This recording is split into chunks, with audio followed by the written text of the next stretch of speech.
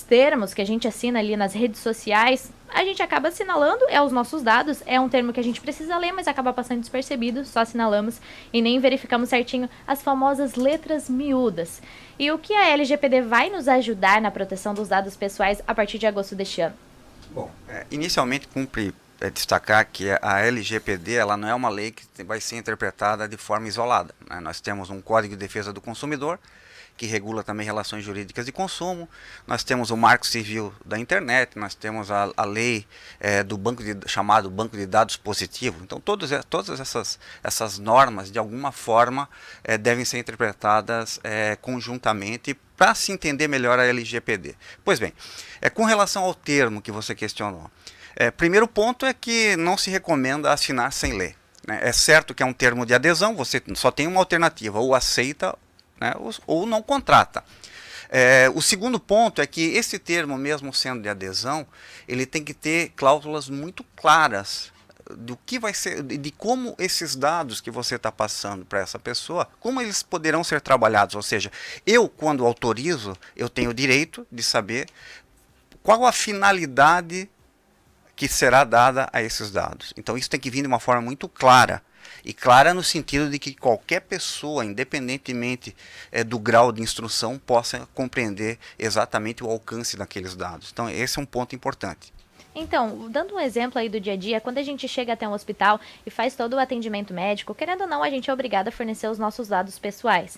E a gente vai ter o direito de saber para que as nossas informações, os nossos dados pessoais vão ser utilizados, ou a gente acaba passando despercebido também? É importante saber que qualquer agente público ou privado que detenha dados de terceiro está sujeito à LGPD. Esse é um ponto. Ou seja iniciativa privada, seja um órgão público. Portanto, um hospital, até mesmo um escritório de advocacia, tem que saber que os dados que ele detém são dados que merecem, que têm proteção legal por parte de quem lhes concedeu. Como eu disse na sua primeira pergunta, é fundamental, quando eu entrego dados a alguém, que eu saiba qual a finalidade, quais os limites de utilização desses dados, e os hospitais se enquadram neles. É claro que quando a gente fala de dados, a LGPD, ela trata basicamente de dois grupos grandes de dados: os dados pessoais, que são aqueles nome, CPF, e-mail, identidade e tal, e os dados pessoais sensíveis, né? Quando se fala em dados pessoais sensíveis, nós estamos já nos referindo a religião, opção sexual, tendências filosóficas, políticas, político-partidárias, inclusive. Para esses dados, a lei trata de uma autorização de uma forma muito mais específica e de uma forma muito mais ostensiva. Ou seja, se alguém vai utilizar dados sensíveis meus, eu tenho que saber que esses dados podem ser utilizados para poder devidamente autorizá-los. Além dessa questão dos dados, ainda poderia se falar então dos chamados dados anonimizados. Ou seja, eu forneço os dados e autorizo que esses dados sejam utilizados de forma anônima no seguinte sentido: usa-se dados em blocos. Por exemplo, não constituiria ilicitude dizer, por exemplo, que os moradores de um bairro tal tem um percentual de inadimplência perante o comércio de Joinville. Então, essa é a anonimização permitida pela lei. Ou seja, os meus dados serão utilizados, mas sem que eu possa ser identificado. É claro que isso demanda um outro problema, e a lei fala em pseudo-anonimização.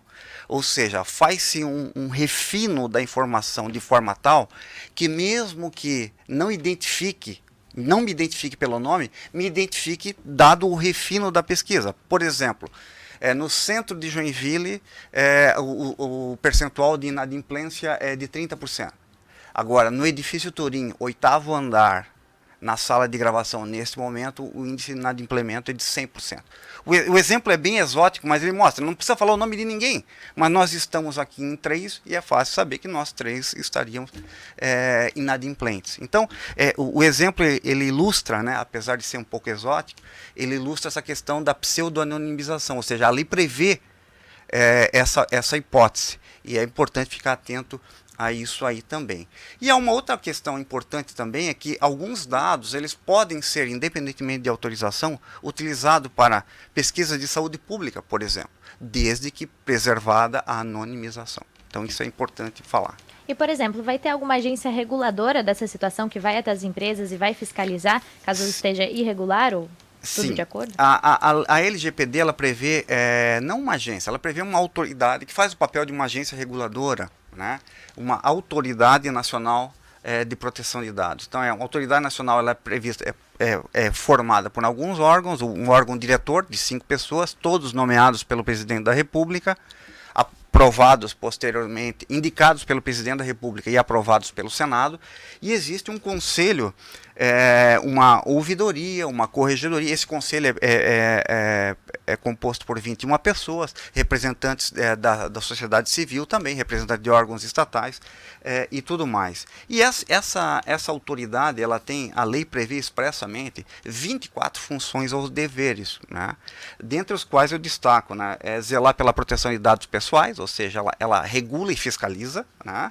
Ela aplica sanções, né, que tem uma questão importante com relação às sanções, que são aplicáveis até 2% do faturamento de uma empresa, com o teto de 50 milhões de reais. Ou seja, a multa se caso a empresa realmente não estiver de acordo com as leis. Exatamente, né? Caso ela venha, por exemplo, a falhar no seu dever de sigilo de dados, e isso tudo depende da forma como se dá, da extensão do dano e tudo mais.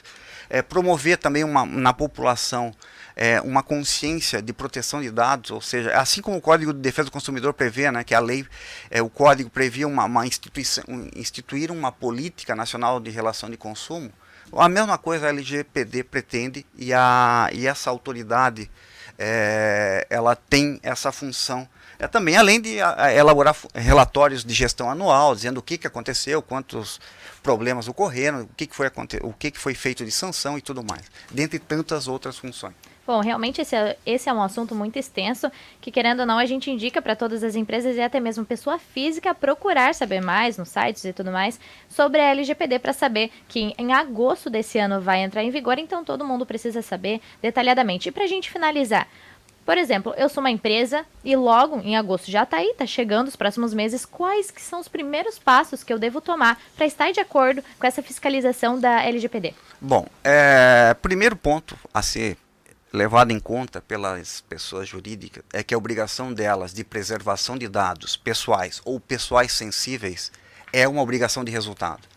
Ou seja, não há nada que possa afastar um dever de sanção, responder a uma sanção ou uma condenação de natureza patrimonial, não há nada que afaste esse dever. Ou seja, é a chamada obrigação de resultado. Ela é obrigada a cumprir com a sua obrigação de sigilo. Não há uma excludente de responsabilização. Então, tendo em vista isso, o que se pode, de que forma pode se atenuar essas circunstâncias? Primeiro de tudo, estabelecer um critério de segurança interna no trânsito de dados, inclusive de acesso. Quem pode ter acesso a esses dados, quem pode tratar desses dados. É uma espécie de compliance digital, né? Seria praticamente uma comissão de TI, enfim, de todos Exato, os responsáveis, né? É o compliance digital. Eu acho que esse é um termo que abrange bem essa preocupação, e até porque esse sistema interno, caso haja, por exemplo, um vazamento, o fato de existir um setor responsável com uma política interna, com um manual de procedimentos internos, isso numa eventual sanção administrativa, aquela que pode chegar de 2% até 2% do faturamento até 50 milhões, isso pode funcionar como um atenuante, como matéria de defesa. Então, entre as matérias de defesa, eu posso dizer o seguinte: eu não sou reincidente, portanto, reincidir no problema é um agravante, né? Eu cooperei, né? Eu abri todo o meu setor aqui para que as autoridades verificassem isso e tudo mais. E aquilo que a gente acabou de falar, a adoção de práticas de governança e boas práticas de segurança e governança interna.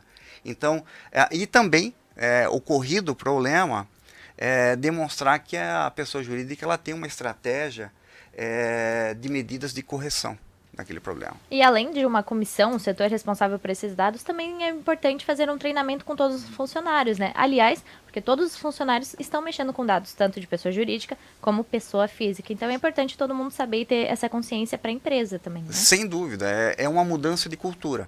É uma mudança de cultura. Vai trazer impactos, certamente, impactos de natureza financeira, tá?